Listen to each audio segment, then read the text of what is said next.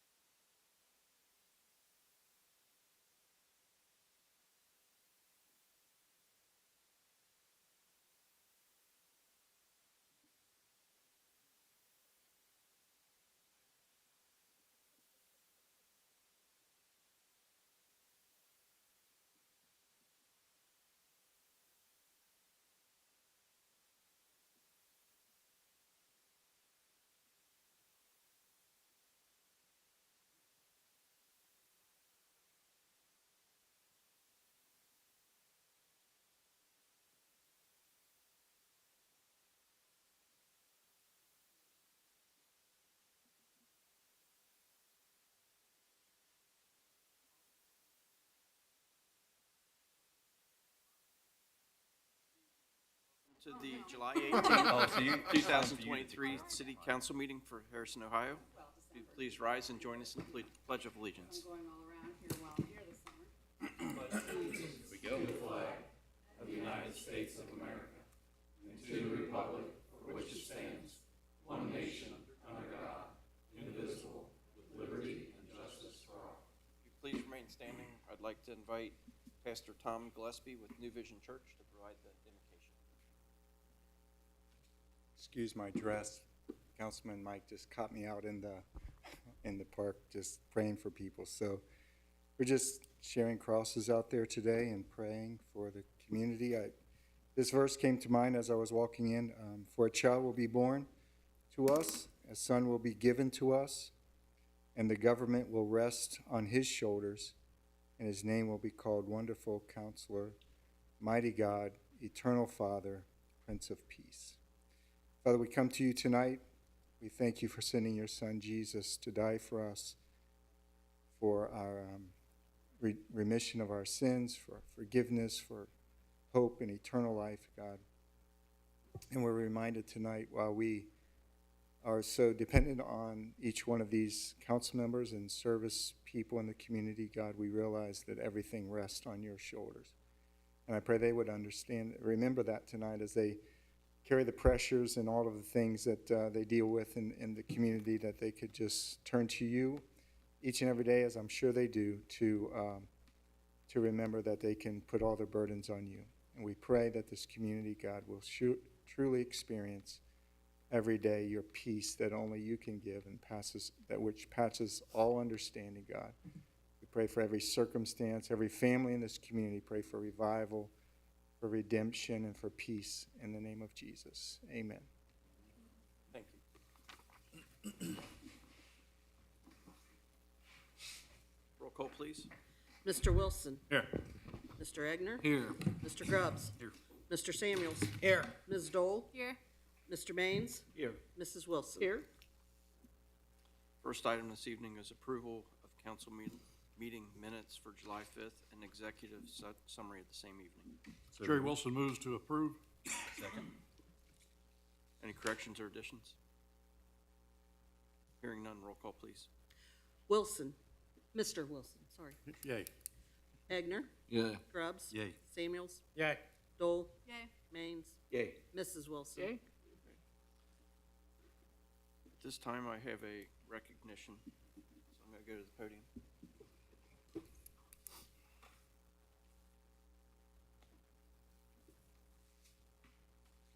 I'd like to invite retired firefighter Captain Cam Kugler up. I have a proclamation. In recognition of your retirement, whereas Cam Kugler was hired as a firefighter EMT by the City of Harrison on July 26, 1991, and whereas he has held many ranks throughout his tenure and will retire honorably as a captain, and whereas he has been recognized with numerous awards and commendations for his exemplary professional performance, and whereas Captain Kugler displayed unselfish and dedicated devotion while responding to countless fire and emergency medical situations, regardless of what jurisdiction his position led him. And whereas Captain Kugler took an oath when he was hired to support the Constitution of the United States of America, the Constitution of the State of Ohio, respect, honor, and obey, and enforce the laws and ordinances of the City of Harrison, an oath he never broke in 32 years of service. And now, therefore, be it resolved that I, William Nyer, Mayor of the City of Harrison, on behalf of the entire City Council and citizens we serve, do hereby congratulate Captain Cameron Kugler on the occasion of his retirement, April 1st, 2023. We thank him for his service and wish him the very best in the future. Congratulations. Yes, sir.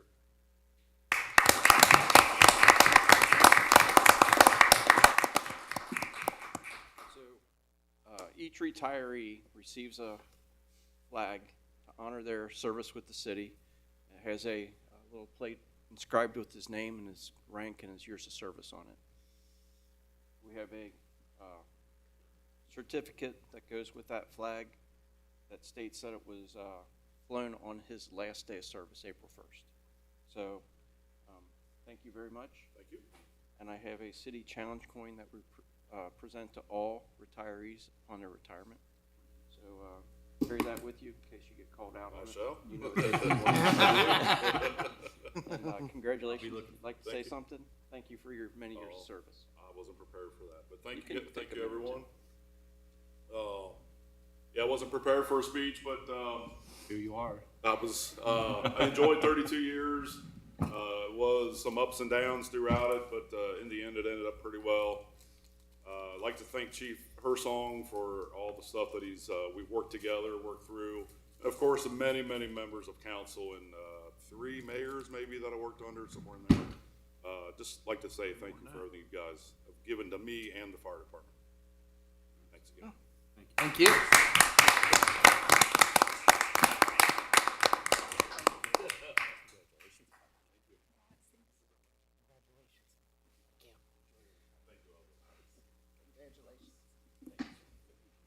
Congrats, Cam.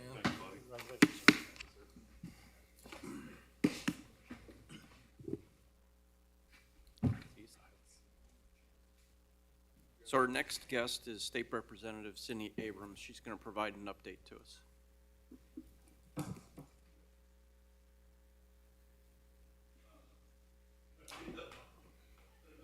Well, that's exciting. It really is. I mean, retirement is a huge milestone to reach if you are able to. Well, Mayor, members of council, thank you for having me. I will tell you, it feels good to be back, right, in this very chamber. See our law director over there. Hello. How are you? So this meeting was going great until you walked. Oh, stop it. Here we go. You know, you're doing something right. Whenever the razzing stops, I will know something is terribly wrong. But until then, that's right. All right, well, the goal here is to give a State House update. We have been busy the first, well, now it's July, but the first 6 months of the year, we work on the state operating budget and the state transportation budget. And then come fall and into next year, we'll work on the capital budget. So very busy. I serve on the finance committee, and yes, days and hours of testimony from you name it, we hear it. So the budget went to the governor on the very last day that it has to be balanced. Of course, the state of Ohio has to have a balanced budget that's on time, and it's due every year the last day in June. So we sent it over to the governor about 7 p.m. on June 30th. So, you know, that's right. That's what's in the Constitution. So we will do that. A couple of things. I'm going to go over some highlights that I think you'd be interested in here on the budget. But before that, I want to talk about a law that I worked on, a bill that I worked on last year, distracted driving. Just a friendly reminder that Ohio is now a hands-free state. And much to my teenagers' dismay, when that was going through the committee process, they were all like, "Really, Mom? Put the phone down." On a serious note, we're in a 6-month warning period from now until October 5th. Come October 5th, that's when, if you are pulled over for that, it's now a primary offense. And so what I mean by that is, if the police see you holding your phone, driving down the roadway, typically you're swerving all over the road, it looks very similar to an OVI, they can pull you over now for that violation as a primary offense. So, you know, I was on finance last General Assembly. It was in the budget. We heard devastating testimony from parents that lost their children, or maybe their loved one is sitting in prison because they killed someone else selfishly while they were on their phone driving. So again, strong message, put the phone down while you're driving. Yes, it can be mounted. Yes, you can still talk Bluetooth. Yes, you can swipe to answer a call. You know, you can hit end, you can hit next if you're listening to some app that plays music, you know, just like your radio. But what we don't want you to do is hold the phone at the wheel, watch Netflix. Yes, sir. We do not want that to happen. So anyway. And also we get reports, I don't know 2 months into it, but the first month into it, we got a report back from the insurance industry. If you give your insurance company the, yes, you can track my driving, the amount that people use their phone behind the wheel went down 9% in 1 month. And if you think about that, that's pretty tremendous because we're just in a warning period now. So anyway, and yes, there's commercials on television, and yes, there's a very robust social media. campaign. So again, if you don't know about it, here's the announcement, put the phone down. So, all right, into the budget. So we worked on simplifying income tax. We flattened it down to 2 brackets. If you make under $26,050, you do not pay state income tax. If you make, there's 2 other brackets, 2.75 and 3.5%. Just changing that simple formula there down to 2 brackets is going to save taxpayers $1 billion in taxes. The CAT tax, the commercial activities tax, beginning in 2024, qualifying businesses that gross $6 million or less will not be paying the CAT tax, so 0 in CAT tax. Nothing changes for the businesses that are above the $6 million. The Attorney General, as you may know, is responsible for replicating programs like QRT, the Quick Response Team that started right here in my district in Colerain Township. And so we funded that. We expanded grant funding so departments all over the state can replicate that program. $250,000 was secured for the Tri-State Peer Support Team here in Hamilton County. If you haven't heard of the Tri-State Peer Support Team, it is a team that trains our first responders how to basically help each other in time of need. As you know, our first responders see a lot of horrific things that the average, American will never see in their whole life. And so sometimes you just need to talk out what you saw. And, again, so Tri-State Peer Support does amazing things here in this county. Marks, I know that every department pays Marks radio fee, and so we are paying 50% of that fee. So it's a $10 fee a month. The state's going to pay for $5 per Marks radio. So that'll save some money here with the city. Next Gen 911, of course, we're blessed here in Hamilton County to have our communications center, which we have invested in so heavily as a county. But the Next Gen 911, basically, it's really neat. It not only pinpoints your location, like where you are, like on the ground, what highway, what coordinates you're at, but if you're in a high-rise building, it will let first responders know what floor you're on. So again, listen, the technology, of course, is things that none of us probably would have dreamed of, 20 years ago. $80 million for law enforcement continuing education. As you know, our law enforcement has to take 24 hours minimum continuing professional training after they're certified. This is our active officers. So typically, if departments didn't have the funding for it, they weren't training the officers in continuing education. Now the state is funding 100% of that, and that is $80 million over the 2-year biennium to train every single police officer in the state the same, which I think is tremendous. So, $3 million for the Hamilton County Regional Safety Complex. I'm not sure if you heard, but Hamilton County, the city of Cincinnati, and they also train the feds because the city works with the DEA and the ATF.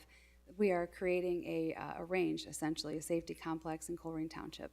And so it has been quite the effort to get, of course, federal funding, state funding, county funding, all the locals, city funding together. So that will be an amazing facility that every single jurisdiction in Hamilton County can go and train there with their firearms training.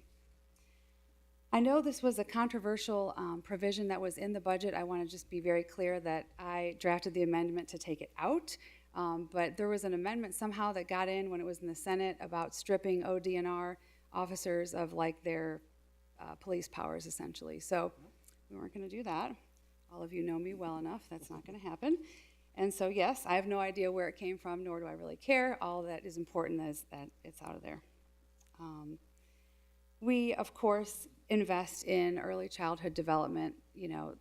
What I've learned in the last 4 years is it's really expensive to fix a broken adult. And so we are investing in our children, in K through 12 education, and now, of course, before they go to school in the 0 to 3 space. The budget, of course, funding, we'll talk about public school funding.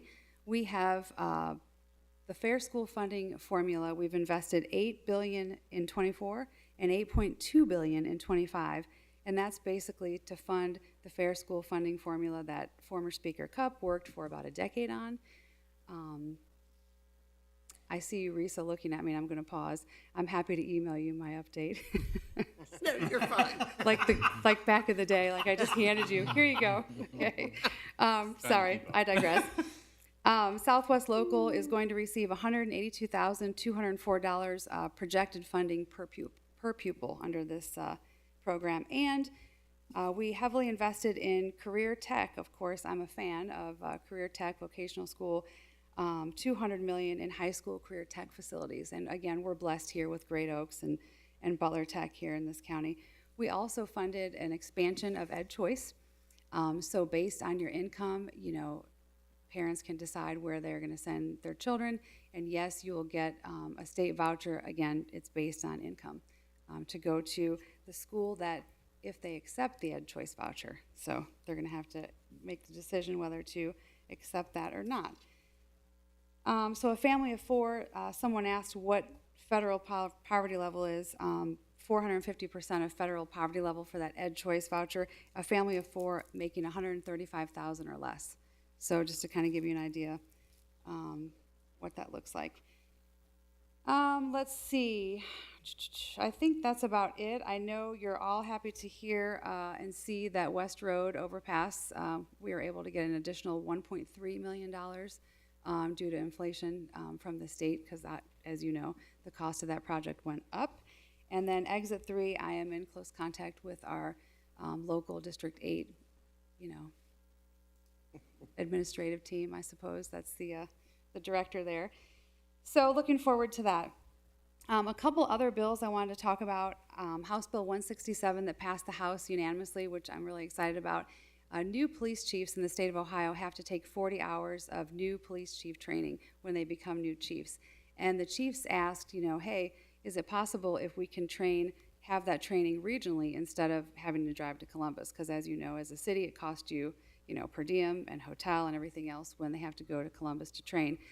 And at OPATA and the AG's office has, you know, they've tried to create, which they have, 5 different regional training facilities around our state. So this bill allows OPATA to create, you know, that training locally instead of having all the chiefs have to go to Columbus for the training. Now, that being said, there are guardrails in the bill. OPATA will keep track of RSVPs, and of course, they're not just going to send 2 chiefs to the training because, you know, part of the training is networking and all of that. So they're going to keep track of that. It also allows OPATA to create a sergeant and above training. So when I was here in my district, one of my police chiefs said, you know, we like the new police chief training, but it would be really great if our sergeants and above had training, because as you know, I mean, when someone asks, you know, the local officer who's there, you know, that we want to speak to a supervisor, the chief rarely shows up. It's usually a sergeant, a lieutenant, or a captain that shows up to that response. So yes, so the answer was yes, we'll include that, so they will see some, you know, advanced leadership training should they want to take that. And I just introduced House Bill 230 with Saving Ohio's Communities Act, and it's in direct response to my trip to the southern border. I went to Cochise County, Arizona earlier this year with Sheriff Jones from Butler County, and this directly targets drug traffickers and human traffickers and those that kill others when they sell fentanyl. So I look forward to that kicking off this fall. And again, I am happy to answer any questions, but I'm really here to communicate that obviously you guys already know how to all get a hold of me, but ultimately to give you a little, you know, information on what's going on at the state level.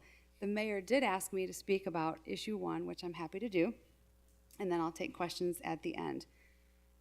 So I was on the committee last General Assembly to vet issue 1. It wasn't called SJR 2 last year. It was, I think, HJR 6. Anyway, regardless. So I was on the committee. I was one of the lucky ones that sat through hours of testimony, pro and for and against. And in a nutshell, what issue 1 does is this. It is hard to amend the U.S. Constitution. Can we all agree on that? It is. It should be equally as hard to amend the Ohio Constitution. So follow me here. So the Ohio Constitution obviously is our, you know, it's a founding document.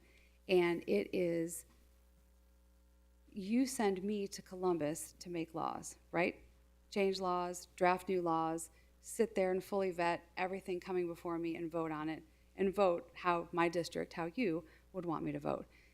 So if we do something, the General Assembly, that you're not happy with as voters, that's still protected under what's called referendum. So if we pass a law that you hate, you can get enough signatures, get it on the ballot to overturn that. 50% plus one vote, that's protected. So I know the opposition wants to tell you that that's not protected, and I asked our attorneys not once, but twice, is referendum protected? And the answer is yes. That also doesn't prevent you, the citizens, to going and doing an initiated statute, which is also, again, 50% plus one. That is protected. Now, the 60% threshold, in my humble opinion, is because it is not the ORC, the Ohio Revised Code. That's the law book. That can be changed and revised and whatnot. But the Constitution is something that should be protected. And so some would say, well, is this just about one specific issue? It is not. For me, it is about a lot of different issues. And I will give you this example. You know, whether it's a $15 minimum wage that all the small businesses that I talk to say that it would devastate them if that happened, whether it's legalizing all drugs, whether it's getting rid of our qualified immunity for our first responders, you won't have a first responder left should that go away. All of these things are something that would never, never get through the General Assembly. They just wouldn't, because they're terrible ideas. So that being said, outside interests go around the General Assembly and try to put it in the Constitution, which, by the way, is very difficult, if not impossible, to change. One example of that we're living right this second is under Marcy's Law, which, again, is in the Constitution as a constitutional amendment. Marcy's Law protects victims, okay, victims of crime. Right now, Columbus is dealing with a situation that under Marcy's Law, they cannot release the name of victims of violent crime. So Columbus police just had a police shooting. The officer was shot. He was in critical condition. Now he's upgraded, thank God, to stable condition. And they have not released his name because he opted in as a victim of violent crime. And that's what it says in the Constitution. And now everybody's upset because, well, why can't the General Assembly change that? Because you've put it in the Constitution. So that being said, again, 60%, the US Constitution's hard to amend. The Ohio Constitution should be equally as hard to amend. That's very simply how I explain it. The signature, I want to make sure I didn't miss anything.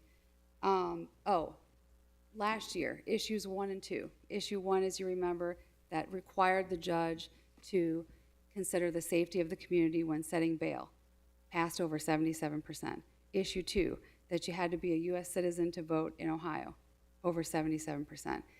Ideas that are good are going to get well over the 60% threshold. What else did I not mention? Okay, again, other states, and people say, well, how many other states do this? Ohio is only one of 17 states that even allows this. So, you know, it's not something that is going on in the majority of states. So, happy to take questions. No, I appreciate you taking time to summarize it. Thank you. I've obviously read everything that you just talked about, but there are so many people that are confused by it because of the media going both directions. You know, it's getting confusing for a lot of people, and Right. You know, a good summary is valuable. So There you go. You're welcome. I just think it's amazing. I didn't even realize that you could change the Ohio Constitution that easily, because I assumed that it was like the U.S. Constitution, 2/3 of the Congress, and then 75% of the states have to ratify it before it's then adopted. And I just couldn't believe that 50+1 could change our state constitution, and that should never be. Just like this John Legend having a protest down in Cincinnati. He's not even from Ohio, and he's coming in having a protest trying to get people to vote no on that. And that should tell us right there that it should be voted approved. And there's interesting history there, right? You know, it was, I think, 1912 is when there was a ballot initiative bill that put in this 50+1, 50% plus one. Prior to that, the Constitution was rewritten in 1851, and then the original Constitution in 1803. Do you know how this current issue 1 legislation compares to what the modification process was from, say, 1851 to 1912? Is it more strict or less, or? Well, I could get that answer for you. I will say that to talk about the signature requirement, I forgot that point. Right now, you have to get signatures from 44 out of 88 counties. Issue 1 requires all 88 counties, and I'm going to give you an example of why that's important. It's easy to come to Hamilton County, Franklin County, Cuyahoga County, and go, boom, we're done. We're going to submit our petitions. But guess what you forgot? All the rest of them. And it's not right that Vinton County in southeast Ohio, if you don't know, it's a very, very small county. Why shouldn't their voice be heard in the signature process? I believe that they should. So this debate in the General Assembly has been going on for over a decade, by the way. People don't know it. Sure. So, Right, but you know. the interesting thing is, I didn't realize it took such a minimal requirement to modify the Constitution, Right. but it's been like that since 1912, been that Yeah. way for a long time. So that's one of the arguments you kind of hear from the other side. And that could It's been be, like that for 100 years. It's like, well, maybe it wasn't a good change. and- There were a lot of things that happened in the early 1900s that were not so good to correct. how we elect senators in the U.S. And that could be why our Ohio Constitution has been amended over 170 times. Okay. It'd be While the curious to U.S. know. Constitution, Yeah, it was 25, 150 times since 27, 1912. 27 if we include prohibition, Yeah. in and out. So, yeah, it's crazy. Over 170 times the Ohio Constitution. So if you think about the US Constitution with 27 amendments, 1 in for prohibition, 1 out, Right, Ohio's had roughly 170 something, but only 150 are still in effect because so many have been repealed right. through the process. So a higher threshold means less fluctuation in the governing document. It's going to be more steady. Correct. And the Constitution should be steady. It's the ORC that can go, Well, again. And it's actually hard to even make a law, I will say. It's not easy. and So. as things change in technology and our lives, maybe laws should change. But Sure. the basis of the law shouldn't, and that's what the Constitution is. It's the basis for the laws. It's not the laws, it's the basis for the laws. Correct. Yes, sir. That's right. On the U.S. Constitution, a question there, and you alluded to a little bit in the fact that the state of Ohio and many other states have to balance their budget. I think maybe California and New York don't do that. But, I have no idea what they're doing, nor do I. but I'm glad that Ohio I will has- never have to care. I'll never live very glad either that in either Ohio state. has to balance their constitution. Yes. Is the State House making any progress on passing a resolution for the Convention of States where we would call a convention with 3 main purposes? And you know Dale Maris's talking Sure. about that. Yes. Term limits for federal elected officials, Sure. a balanced budget amendment, and then state rights. The only 3 issues. And, Yeah. do you know if there's been any progress on that? I can look into whatever resolution number that is. I'm not even sure if it has a resolution number I at believe this there's, point. yeah, it might have been like number 1 in HR this year, but I don't remember the number. No, that was the 60%. Oh, okay. Yeah, that's Okay. right. So HJR 1 Maybe it was, was last year. yeah. I can check to see where that's at in committee. I don't serve on that committee, I think it would be state and local committee is where it should be referred. I don't serve on I that mean, committee, This so. body, passed a resolution. Right, oh yeah, I saw that on my email. Yep, We're that's right. Working on trying to get some of the other local folks, other townships and government agencies to do that. What I can say is every bill will work through the process, or resolution will work through the process. And, going back to last year when I was the assistant majority whip, you need the votes for the floor. So you don't think it's hard to get to 50 or 60 depending on what we're voting on, but some days it is. But you mentioned it'd be nice but yeah. to get the federal government. to Oh, no, pass I it, right? agree. And I told Mr. Maris multiple times via email that, yes, when it comes to the floor, I will vote yes for it. And that's when we have opportunity to add our name to a bill in committee or on the floor. So, And if there's any help from local residents like us, we'd be glad to. well, you can always submit your written testimony, of course, to any bill, or you can come in person and give in-person testimony. Of course, it's Dale's done that for sure. he sure has. That's Cindy, right. when we thought we were going to lose the West Road project because of cost increases, thank you for the assistance when you made some calls You're and welcome. got that, all the money approved for us. That was very, Yes. very kind. Well, that's what I'm here for. Again, just reach out. Obviously, I'm down the road or in Columbus, A or B. I do want to thank you for the West Road project and also for the universal school choice. Yes. The state of Ohio is the 6th state this year to pass universal school choice, the 8th overall. So it's a great revolution in seeing some changes in our education process. That's right. I think it's a good thing. I'm excited to see what happens with that. I am too. All right, I have one question. Yes. And I don't know that it applies to the operating budget, but I believe on a previous visit, you had mentioned that there was increased spending or an increased focus on infrastructure, maintenance and upgrades. Do you feel that that's going to continue? Because isn't that part of the capital budget, The transportation budget. transportation Yes. budget, which is a 2-year, is that a 2-year? Everything, the operating and transportation's 2-year.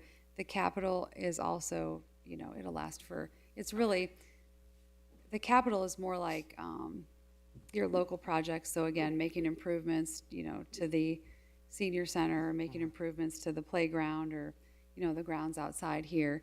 Anything that is a capital. We do not build firehouses or police stations. Cincinnati tried that last General Assembly, and they're like, nope, Ohio, Ohio does not do that. There are a lot of do's and don'ts in that list. But yes, so investing in infrastructure, absolutely. I want to say, some of the projects, Brent Spence, of course, I know that affects all of us, 160,000 vehicles daily cross that bridge. So finally, the feds and the state of Kentucky and Ohio and everyone finally came together. The stars aligned after, 20 some odd years. And that project's going to go. But yes, absolutely. The infrastructure, whether it be that, any of the state highways, and then your grants that you can apply for local funds for your roads. Yes. All right. Well, I do enjoy my drive on 74 in the morning because it is a lot smoother now. Isn't it nice? Yes. Well, I joke, I said to my kids, easy, because, the patrol's out there, so let's calm down. That's right. Yes. It's like a little raceway now that it's so smooth. More skip funding would be great. We've got roads here in Harrison. We depend heavily on the Ohio skip funding. Right, well, When we, like the Park Avenue reconstruction, right. was a lot smaller grant than what we normally get. So any help we Okay. can get there would be appreciated. All right, will do. Dare is crumbling as well as several other Well, streets in town. Dare's still on the list, huh? Yeah, Wow. it passed the grade last year. Okay, well, it was on the list when I Yeah. sat up here. We've been beating that one for a long time. Now it really needs it. Okay, good to know. Thank you for All your right. time and the update. Thank you. Thanks, Cindy. Thank you. Thanks, Cindy. You're welcome. Next on the agenda is a donation from the American Legion. You want to head that way, Mayor?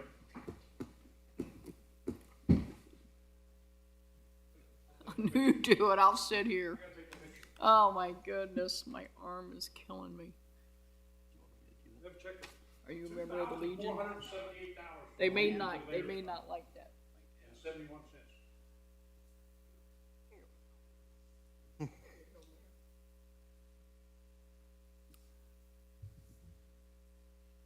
you, sir. Thank you. Shannon's gone, I gotta take pictures too. You did well. Thank you.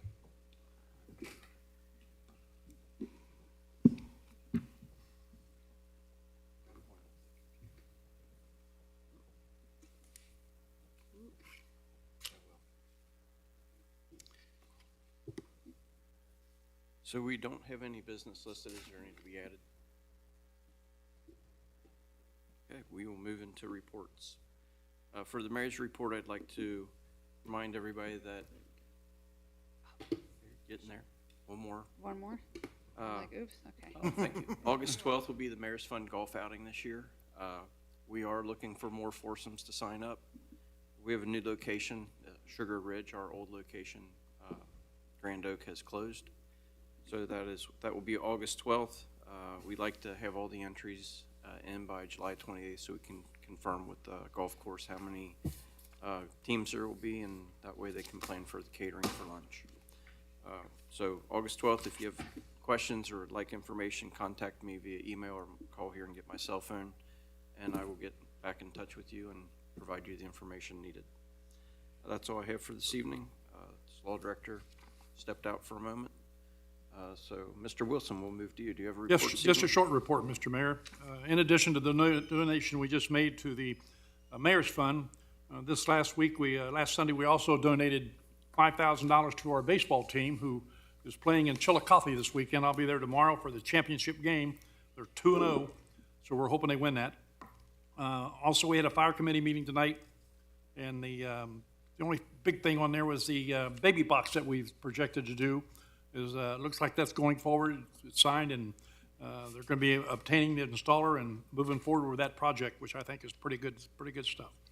And Mr. Mayor, that's all my report. Mr. Egner, do you have a report this evening? Just a brief report. I want to start off by thanking Cindy for the update. We appreciate it. I also want to, congratulate Cam on his retirement. He was, I always had a good time working with Cam. And then our our rec center improvement committee did not meet in July, and we'll meet on August 2nd at 7 p.m. And that's all I have. Thank you. Mr. Grubbs, do you have a report this evening? A couple items, Mayor, thank you. First, I'd like to congratulate Chloe Deerwester. She was wrestling in Fargo, North Dakota, this week, and she won 3rd place. Now that's a national tournament, and she was representing not only Harrison, but she was wrestling for the Ohio girls national team, and taking 3rd out of all the girls across the entire country is absolutely incredible.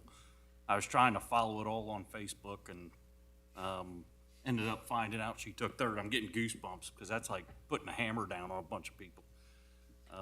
But wanted to make sure I mentioned that. That was absolutely incredible. Cindy, thank you for stopping out. It's always good to hear the updates, and especially around the finances, because we're always tapping the door for additional resources here at the local level. And having you in Columbus and that additional resource and access to the funds is very important for us. So do also want to congratulate Cam. I had the opportunity to go to his retirement party down at the firehouse, and obviously wish him the best in retirement. And like Cindy said, to be able to make the whole career and be able to enjoy your retirement is quite the feat in the stressful world that we live in. So I did have a Hamilton County Emergency Management Board meeting yesterday. So just like to cover a couple items from that. They did have the disaster mitigation plan submitted for the 2023 year. That will actually be going for approval from the federal level, and then it will bounce back to us to agree to follow and institute here at our local level, which helps us in our funding if an event were to take place. So they're hoping to have that back over the next 60 to 90 days or so from the federal approved level. And then it'll be distributed out probably around November for us to take a look at, institute, and approve here at the local level. They continue to work on their new location, which is going to be taking place out in Tri-County. So the whole facility down on Radcliffe, downtown Cincinnati, is moving out to Tri-County Parkway. And they're still in the process of building that structure out, but they expect that in January of 2025. Those were really the two big things, but there's obvious high level of encouragement for us to work at a local level if we have any training exercises that we want to roll out or take part in across the county. They highly encourage us to continue to participate and hold training exercises. Whether it's for flooding, I know they work with both of our chiefs on different events that may affect Harrison locally, such as flooding, dam breakage, school exercises. I know they're actually working on a mass casualty training exercise, I think at Kenwood Mall, if I remember right. So that may be something to listen in for and maybe participate, send a couple people to. But, you know, with us sitting out here, it's all that much more important to take advantage of those exercises across town or hold them ourselves, bring people out here. So, but if anybody does have any questions around the EMA or the meeting, please reach out to me. I'd be more than happy to discuss it. And that's all I have, sir. Thank you. Mr. Samuels, do you have a report this evening? Yes, Mayor, I do. A couple things before I get into the police committee. I want to congratulate Cam Kugler on his retirement. We thank you for your service. Thank you to Cindy Abrams for coming out, giving us our update, and answering the questions. In the police committee tonight, we did have a meeting. First topic was a discussion of the monthly traffic report, which we had a total of 35 auto accidents, which is a little higher than average. 25 of those occurred on public roadways, 10 did occur on private property. And one of those accidents did include an accident at the intersection close to McDonald's. So hopefully those get reduced down to 0 on a monthly basis. The jail camera system upgrade is still in progress. We currently are staffed at 24 sworn officers, so we have no officers out currently. We are waiting on the installation of sun visors in the John Deere UTV vehicle. But that item is actually being paid for through the fundraiser at the 1860 Tap Room, the community tap. I think it was back in February or May, but that is covering the cost of the sun visors. We had a lengthy discussion on exterior camera system around the police department, and the committee was in agreement that we should move forward with upgrading those cameras. There have been a couple of sinkholes that have appeared in the parking lot of the police station, so the wastewater group is going to come in and take a look at the line to see if they can identify what the issue is. So hopefully it's not a significant issue. It can be easily fixed. And the final thing is the Lexipol system. The police department has begun the process of incorporating the Lexipol policy services. So that project will be ongoing and will be covered over the next couple months. As for the other announcements, our finance committee that for July 25th has been canceled. Kim Downey will be out of the office that week. We'll just continue on with our normal meeting in August. But we do have a public work session scheduled regarding the income tax credit / fire levy that is still on for July 25th at 5:30. Mayor, that's all I have. Thank you. Ms. Dole, do you have a report this evening? Yes, Mayor, just a quick one. We had a district meeting on July 13th. The next first Friday that they're going to have down there will be on August 4th, starting at 6 p.m. and ending at 10 p.m. Many of the shops will be open for that, so you can go ahead and stop down. I believe they'll have music as well. The fall food truck rally is going to be taking the place of the Taste of Harrison. It's kind of rebranded a little bit, but that's going to be on September 9th. And it looks like they're going to have a record number of trucks at that. And also, we will have our visitors in town from our German sister city. So we have some fun festivities with them as well, kind of planned for that night. So we'll have more information on that as it gets a little bit closer. And also just looking ahead, Ladies Night on the Avenue is going to be on September 23rd. Our next tree board meeting is going to be July 25th at 7 p.m. And our next IT meeting is August 1st at 5:15 p.m. That's all I have. Thank you. Mr. Maines, do you have a report this evening? Just a couple quick comments, Mr. Mayor. Again, thanks and congratulations to Captain Cam Kugler on his retirement. Everybody up here, I think, has already. Thanks, Cindy, for coming, so I might as well keep that going. Thanks for coming and giving us an update and allowing me to quiz you on a couple things. I appreciate that. Our next Economic Development Committee meeting and Streets Committee meeting will be on Tuesday, August the 1st at 5:45 and 6:15 respectively. That's all I have, Mr. Mayor. Thanks. Thank you. Mrs. Wilson, do you have a report this evening? I do, Mayor, just brief. As you can hear, the concert is going on outside tonight, so if you're not too tired after this, stop out there for a little bit. They'll still be playing some music. And our next concert is going to be the Naked Karate Girls on August the 1st And the car show, is gonna be August the 12th. And if anyone wants get the Heroes banners, they'll be going up on Harrison Avenue again. The form that you would need to fill out is on the city's Facebook page. You can download it from there, print it off. It costs $40. One of the reasons that the cost is kept down is that the American Legion makes a donation to Frontier Signs to help with the cost, try to keep the cost reasonable for anyone who wants to honor someone who's been in the military. And that's all I have, Mayor.